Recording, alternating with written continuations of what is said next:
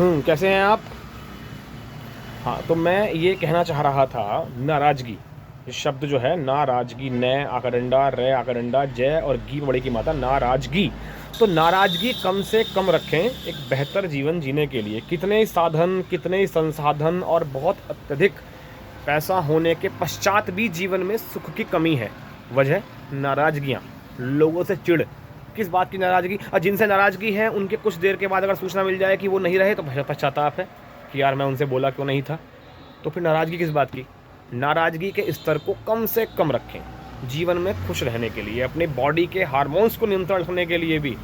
नाराज़गी का जो स्तर है, नाराज़गी शब्द को अपनी डिक्शनरी से हटा दें। जो बात मन में है कह दें, हल्के लहजे में कह दें या तेज़ लहजे में कह दें, लेकिन नाराज़गी शब्द ये सही नहीं है। किसी भी स्तर पे आपका लेवल कोई भी हो, आप डीएम हो, एसडीएम हो, सीएम हो, पीएम हो, आप दुनिया में किसी भी मुकाम पे हो या कुछ भी ना हो, और वैसे तो व्यक्ति होना ही अपने आप में एक बहुत बड़ा मुकाम है।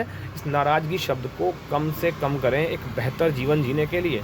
आप बाहर से दिखा सकते हैं आप खुश हैं, आप खुश नहीं रह सकते। नाराज़गी उचित नहीं है और बेवजह तो बिल्कुल उचित नहीं है। और कोई बात मन में है तो कह के बोझ हल्का करें। नाराज़गी शब्द सही नहीं है, अपनों से नाराज़ होने का समय नहीं है।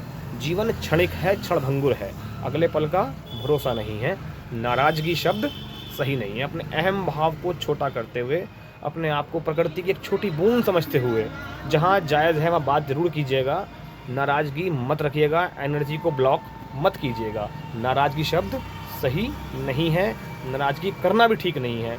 और आजकल का तो हाल बहुत ही बुरा है। लोग अपने मतलब यारों दोस्तों में ही, अपने घर परिवार संबंधियों में ही, सगे संबंधियों में नाराज़गी, छोटी मोटी बातों को लेके। क्योंकि वक्त क्या है कि क्षणभंगुर ज़िंदगी है, कल का नहीं भरोसा। आज जिनसे लड़ रहे थे कल नहीं रहे तो फिर पश्चाताप है।